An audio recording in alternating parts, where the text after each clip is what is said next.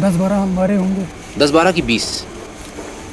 अब 20 ही लगा दीजिए, 20 ही हमारे। ज़्यादा कश्मीरी पंडित थे? जी। क्यों? ऐसा क्यों? ऊपर से ऑर्डर मिलता था, मैंने कहा।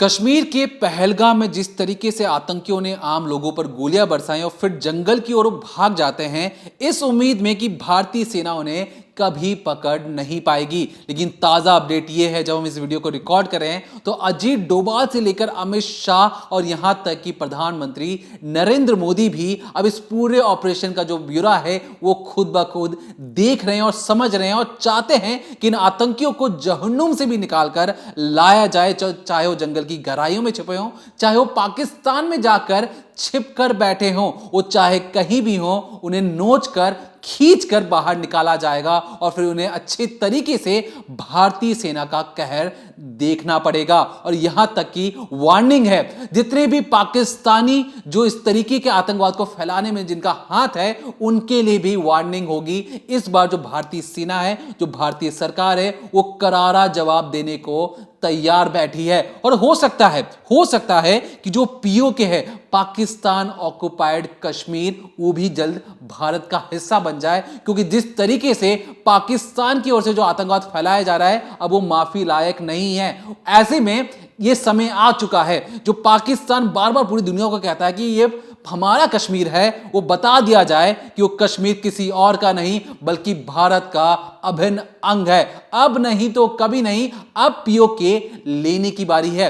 लेकिन इस पूरी कहानी में, इस पूरी डिकोडिंग क्राइम में, चलिए आपको बताते हैं कि किस तरीके से एक लड़का, एक आम लड़का जब आतंकवादी बनने का ठानता है, सोचता है कि मुझे आतंकवादी बनना है, तो उसके पहले और आतंकवादी बनने के बाद उसके दिमाग के अंदर क्या क्या चीजें चलती हैं। एक ऐसा लड़का, एक ऐसा कश्मीरी लड़का, ऐसा भारतीय लड़का जो कश्मीर से निकलकर पाकिस्तान जाता है इस उम्मीद में कि वो भारतीय सेना को करारा जवाब देगा। कुछ हद तक तो वो पास भी हो गया था, लेकिन जब उसे भारतीय सेना की ताकत का एहसास होता है, वो सरेंडर कर देता है। सरेंडर करने के बाद ऑन कैमरा इंटरव्यू देता है और बताएंगे, एक पहला ऐसा लड़का है जो कश्मीर से निकलकर पाकिस्तान गया ट्रेनिंग लेने, वो भी सिर्फ इसलिए ताकि वो भारतीय लोगों से बदला ले सके। पाकिस्तानियों ने क्या किया? पाकिस्तानियों ने उसका ब्रेन इस तरीके से ब्रेन वॉश किया कि उसे यह कहा गया कि मान लो तुम्हें अपनी मां को मारना है, कितना वक्त लोगे? उसने, उसका यह कहना था, महज 1 सेकंड से भी कम, मैं ट्रिगर दबा दूंगा, मेरी मां मर जाएगी। इस तरीके की ट्रेनिंग दी गई है इस आतंकवादी को। ये जो लड़का है, इसका नाम है बिट्टा कराटे। होम मिनिस्टर की बेटी का किडनैपिंग करना और कश्मीरी पंडितों को जिस तरीके से कश्मीर से भगाया गया, उसमें सिर्फ और सिर्फ जो सबसे अहम भूमिका थी वो इसी लड़के यानी कि आतंकवादी बिट्टा कराटे की थी। 10-12 हमारे होंगे। 10-12 की 20? अब 20 ही लगा दीजिए, 20 ही हमारे। तो सुना आपने, अब बिट्टा कराटे की पूरी कहानी समझिए, उसी की जुबानी की असल में उस रात या उसके साथ क्या क्या चीजें हुई थी। लोकल एडमिनिस्ट्रेशन ने हमें बहुत सताया जी? लोकल एडमिनिस्ट्रेशन ने हमें बहुत सताया, इसलिए तंग आकर मैं उसमें गया। तो आप हिंदुस्तान के दुश्मन बन गए? जी। यानी लोकल एडमिनिस्ट्रेशन ने आपको, आपकी देखभाल ठीक तरह नहीं की, तो आप हिंदुस्तान के दुश्मन बन गए और आपने मासूम लोगों की जानें लेनी शुरू कर दी। मासूम लोगों की कहाँ जाने शुरू कर ली? कहाँ उनकी जाने ले लिया हमने, मुझे ऊपर से हुक्म मिलता था। कौन देता था हुक्म? इशफाक मुजरवानी। तो सुना आपने किस तरीके से ये आतंकवादी खुद ही कबूलनामा कर रहा है, खुद बता रहा है कि किस तरीके से उसने भारत में कश्मीर से जो कश्मीरी पंडित थे उनको भगाया, उन पर अत्याचार किया। ये जो बिट्टा कराटे है, जो आतंकवादी है, ये अपने आका के हुक्म पर कुछ भी कर डालता। दरअसल जब JKLF जो आतंकी संगठन था, उसका जो चीफ था अशफाक, वो इसका बॉस था और वो इसको कठपुतलियों की तरह नचाता था। अशफाक जो भी कहता, तुरंत की तुरंत जो बिट्टा कराटे वो सिर हिलाता और बोलता, सर आपका काम हो जाएगा। यहाँ तक कि जो बिट्टा कराटे है वो कश्मीर का पहला ऐसा लड़का था जिसको निकाल कर पाकिस्तान ले जाया गया, बाकायदा वहाँ उसकी ट्रेनिंग कराई गई। और तो और इस बिट्टा कराटे को ये तक नहीं पता कि ये किस जगह से किस जगह ले जाया गया, मतलब कि जब इसे लेकर जाया गया पाकिस्तान, तब इसकी आंखों पर पट्टी बांध कर ले जाया गया ताकि इसको पता ही ना चले कि लोकेशन क्या है, किस रास्ते से ये जा रहा है। जो पाकिस्तान में जहाँ पर ट्रेनिंग कैंप है, जहाँ इन आतंकियों को बनाया जाता है, जहाँ इन्हें ट्रेनिंग की जाती है, वो अपने लड़कों पर तो भरोसा करते हैं, लेकिन कश्मीर से जो लड़का निकलकर इनके पास जाता है उस पर ये रत्ती भर भी भरोसा नहीं करते। इसीलिए बिट्टा कराटे के आंखों पर पट्टी बांधी गई थी और पट्टी बांधकर उसे खुफिया रास्ते के जरिए पाकिस्तान ले जाया गया, उस कैंप में ले जाया गया जहां उसको सिखाया गया कि तुमको खूंखार कैसे बनना है, तुम्हें भारत को गर्त में कैसे मिलाना है और तुम्हें किस तरीके से कश्मीर जाकर जो पंडित हैं वहाँ पर जो हिंदू हैं उनका खात्मा करना है। तो जो लोग आप पर इतना यकीन भी नहीं करते कि जहाँ ट्रेनिंग है वहाँ आपको आँख पे पट्टी बांध के ले जा रहे हैं, हर एक को ले जा रहे हैं, हर एक को ले जा रहे हैं। हाँ, उन लोगों के लिए आप जान तक अपनी जान की बाजी लगाने को तैयार थे। नहीं, हमारे जहन में उसको क्या था कि हम कश्मीर को अलग करेंगे, लिबरेट करेंगे, वही हमें मतलब इधर से सिखाते थे। जब भी आप किसी का मर्डर करते थे तो क्या हमेशा इशफाक मजीद वानी का ऑर्डर होता था तब करते थे या अपनी मर्जी से भी कर सकते थे? नहीं, अपनी मर्जी से मैं किसी को नहीं मारता था, ऊपर से ऑर्डर मिलता था, लीडर ऑर्डर देते थे कि अच्छा, ऑर्डर दे किसी को मार दो, आप मार देते थे? हाँ जी, चाहे वो कोई भी हो? कोई भी हो। अगर वो कहता कि अपने सगे भाई को जान से मार डालो? जी, मैं तो मार देता। अगर वो कहता अपनी माँ को जान से मार डालो? मैं तो मार देता। तो ये तो गुलामी से भी बदतर हालत हो गई आपकी। नहीं, गुलामी कहाँ, मैंने कहा ना, पहले हम जब ज्वाइन करता है कोई लड़का, ज्वाइन होने से पहले वो हालत उठवा। तो सुना, एक एक करके वो खुद बताया जा रहा है, हर एक चीज़ बता रहा है, किस तरीके से उसकी ट्रेनिंग हुई, कैसे उसे बताया गया कैसे गोली चलानी है। और हमेशा जब भी उसे एक जगह से दूसरे स्थान पर ले जाते तो आंखों में पट्टी बांध कर ले जाते ताकि उसे रास्ता पता ही ना हो। और बिट्टा कराटे वही लड़का है, वही आतंकवादी है जो सबसे अहम माना जाता है। जब कश्मीर से जो कश्मीरी पंडित का पलायन हुआ था, जब भागे थे, उसकी सबसे कड़ी जो इसकी बड़ी अहम और बहुत ही इम्पॉर्टेंट माना जाता है कि जो बिट्टा कराटे उसी ने ये सब चीज़ें कश्मीर में की थी जिसकी वजह से वहाँ से कश्मीरी पंडितों को भागना पड़ा। साथ ही साथ अब आप आगे ये भी सुनिए कि किस तरीके से जो बिट्टा कराटे है उसे देश विरोधी बनाया जाता है।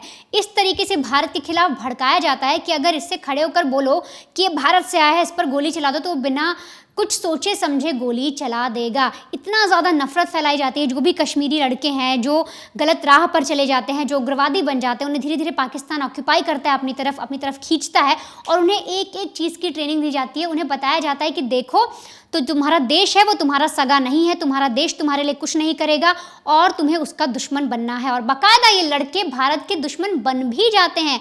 और तो और ना सिर्फ भारत के दुश्मन, बल्कि अगर हिंदुस्तान में इनके कोई अपने रहते हैं, अपने माँ बाप रहते हैं, अपने भाई बहन रहते हैं, और अगर जो इनके आका हैं, जो इनके चीफ हैं, अगर इनसे बोलें कि तुम्हारी जो माँ है वो भारत में रहती है, तुम उसको गोली मार दो, तो ये उसको भी गोली मार देंगे। आप एक बार खुद बिट्टा कराटे के मुंह से सुनिए किस तरीके से वो बता रहा है कि अगर मेरे सर कहेंगे तो मैं अपनी माँ को भी सीधे गोलियों से भून दूंगा, मैं उसके सिर पर गोली मारूंगा। एक बार आप सुनिए किस तरीके से जो इनके मन में नफरत भर दी जाती है, जो ये ना तो भारत के सगे होते हैं और ना ही अपने परिवार के। तो बेगुनाहों को नहीं मारते, उसको मतलब नहीं, लेकिन आपको तो नहीं मालूम कि वो आदमी मासूम है कि गुनाहगार है? नहीं जी। आपको हुक्म दिया कि मार डालो, आपने मार डाला। आपने कितने लोगों की जानें ली? मुझे याद नहीं कितने लोग मारे। यानी आपने इतने सारे लोग मार डाले कि आपको ये भी नहीं याद कि आपने कितने लोग मार डाले? 10-12 हम मारे होंगे। 10-12 की 20? अब 20 ही लगा, 20 ही मारे। सारे के सारे कश्मीरी पंडित थे कि कोई मुसलमान भी थे उसमें? मुस्लिम थे उसमें। कितने मुस्लिम, कितने कश्मीरी पंडित थे? ज़्यादा कश्मीरी पंडित थे? जी। क्यों, ऐसा क्यों? ऊपर से ऑर्डर मिलता था, मैंने कहा। अच्छा, पहला जिस आदमी को पहले आपने जान से मारा वो कौन था?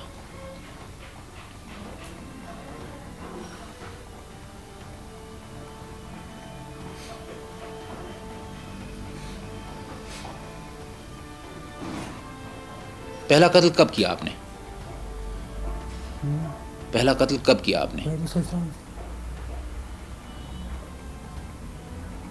पहला मर्डर मैंने सतीश को मारा।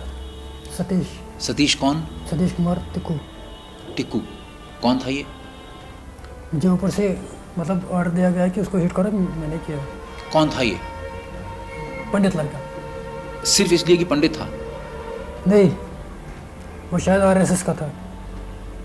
तो क्या आरएसएस का होना किसी के लिए गुनाह है? यानी अगर कोई आदमी आरएसएस का मेंबर हो तो आप उसे जान से मार डालेंगे? मैंने कहा ना, मुझे ऊपर से इंस्ट्रक्शन मिलता था कि फलानी को मारो। अगर मेरी जगह किसी और को मिल जाता कि फलानी को मारो, उसको मारना था। बिट्टा कराटे ने सतीश को जान से मारा, उसके लिए आप क्या सज़ा मुनासिब समझते हैं? क्या समझते हैं आप? बेटा तो मेरा कहाँ से वापस आएंगे तो क्या कहूँगा। किस चीज़ से मारते थे आप? पिस्टल से। हमेशा पिस्टल से ही मारते थे या AK-47 से भी मारते थे? AK-47 से हम सिक्योरिटी वालों पर एक्शन फायरिंग करते थे, अच्छा, और जब किसी एक आदमी को मारना होता था तो पिस्टल से? पिस्टल से। तो अकेले जाते थे कि 2-3 आदमी साथ होते थे? मैक्सिमम मैं अकेला जाता था, तो नकाब पहनी होती थी आपने? नकाब के बगैर ही। यानी लोग आपको देखते थे कि आप हैं जो जान से मार रहे हैं किसी को, जी लोग पहचानते थे आपको, तो लोगों ने आपको पुलिस के हवाले नहीं किया? नहीं जी। इसका मतलब लोग उस आपको, वक्त लोग साथ देते थे। अच्छा, कभी ऐसा हुआ कि आपने जिस आदमी को मारना चाहा, आपने कोशिश की लेकिन आप फेल कर गए? नहीं जब भी आपने कोशिश की सफल हुए? जी, सफल हुए। मैं जिधर निशाना चाहता था लगा उधर बराबर पहुंच जाता। तो इसमें क्या खासियत थी आपकी, मतलब क्या बात थी कि आप हमेशा सफल हो जाते थे? मतलब मसल पावर पे होते हैं, मसल पावर। पिस्टल सबसे टफ फायर होता है पिस्टल फायर, और पिस्टल फायर में मसल पावर अच्छी होनी चाहिए। और आप नज़दीक जाके एकदम फायर करते होंगे? नज़दीक में डिस्टेंस बहुत रखता था मैं, कितना डिस्टेंस? 30 गज 20 गज। इतनी दूर से पिस्टल से मार देते थे? जी। और क्या, कहाँ निशाना ताकते थे, सर का कि दिल का? मैक्सिमम मैं सर का या हार्ट का लगा था। तो जब लोग मर जाते थे या आपके सामने तड़पते भी होंगे, तो आपको कभी ऐसा लगता था कि मैं क्या कर रहा हूँ, मैं इंसान हूँ, इंसान की जान ले रहा हूँ? पहले लग रहा था, बाद में नहीं। जिस अशफाक वानी पर बिट्टा इतना भरोसा करता था, उसका अंत भी हद से बदतर हुआ। इशफाक मजीद वानी को कैसे मारा गया? वो तो काउंटर में मारा गया, एनकाउंटर में? इनकाउंटर में मारा गया, जेन्युइन एनकाउंटर था? जंग एनकाउंटर, मतलब सही एनकाउंटर था? सही इनकाउंटर। असलियत में वो सिक्योरिटी फोर्सेस के ऊपर फायर कर रहा था, नहीं तो वो तो कवर पोजीशन में खड़ा था, लेकिन लड़ रहा था सिक्योरिटी फोर्सेस से? बाकी जो लड़के थे वो लड़ रहे थे, और उसने ग्रेनेड फेंकने की कोशिश की, हथगोला। इशफाक मजीद वानी ने? जी, और इसके ऊपर फायर 2-4 आ गए। तो कोशिश हमारी ये थी कि आपको बता सकें कि किस तरीके से जो आतंकवादी जो बनते हैं या जो उनके दिमाग में पनप रहा होता है कि भारत हमारा सगा नहीं है, इसके खिलाफ ऐसे काम करो कि भारत गुस्सा हो जाए। लेकिन हम आपको बता देना चाहते हैं, अगर भारत को गुस्सा आ गया तो ये जो पीओके वाला जो इलाका जिसको लेकर इतना इतराता है पाकिस्तान, वो नहीं रहेगा। वो भारत का अटूट हिस्सा था, है और रहेगा भी। और उस पर जो अवैध कब्जा कर रखा है पाकिस्तानियों ने, खुद पीओके के लोग पाकिस्तानी सरकार का विरोध करते हैं। और यहां तक कि अब बारी आ चुकी है, जिस तरीके से पाकिस्तान के अंदरूनी जो हालात हैं वो ठीक है नहीं। यहां उस तरफ से तालिबान उन्हें मार रहा है, तालिबान कहें जो अफगानिस्तान है वहां पे झगड़ा चल रहा है, आए दिन उनके पाकिस्तानी जो सैनिक मारे जाते हैं।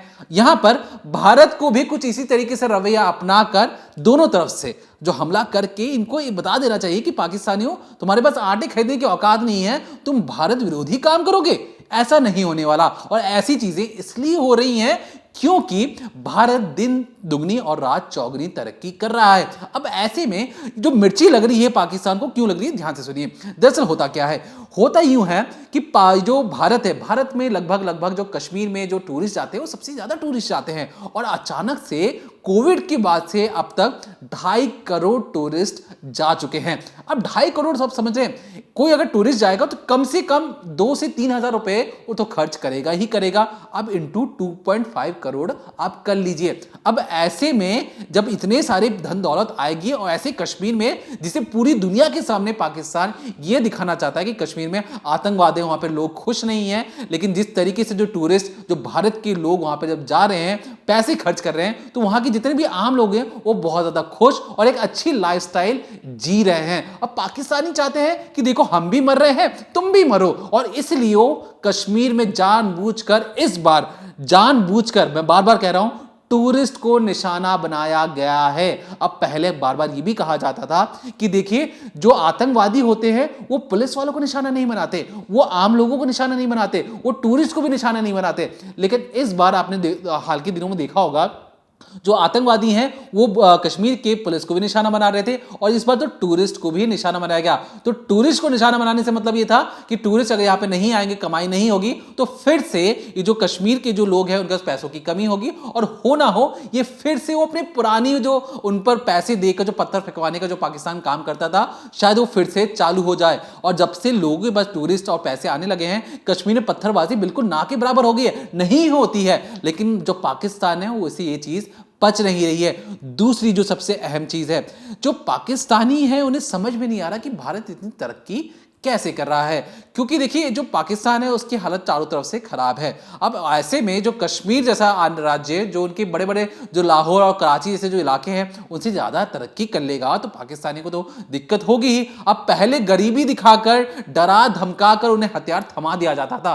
अब ऐसा कश्मीरी करने से जब मना कर रहे हैं तो पाकिस्तानियों के अंदर चुलबुलाहट निकल रही है, और ये चुलबुलाहट जानबूझकर नफरत पैदा करने की है। अब ऐसे में अगर आपने ध्यान दिया हो, जब आतंकवादी थे पुलिस वालों को जब इनका गोली मार रहे थे, तो ऐसे में कहा जाता है कि जो मिलिटेंट ग्रुप है वो पुलिस वालों को निशाना नहीं बनाता है। क्यों? क्योंकि पुलिस वाले जो होते हैं वो खुद उन्हीं के इलाके से आते हैं, जो खुद भी कश्मीर के हैं, और ऐसे में जो मिलिटेंट है जो कश्मीर के हैं वो उन लोगों पर गोली नहीं चलाते हैं। लेकिन जब से कश्मीर की जो पुलिस पर भी गोली जब लगने लगी, तब कहा जाने ये लगा कि पाकिस्तान जानबूझकर ये दुनिया को दिखाना चाहता है, देखो जो आतंकवादी हैं वहां की पुलिस पर भी ट्रस्ट नहीं करे, जो पुलिस वहां की लोकल है।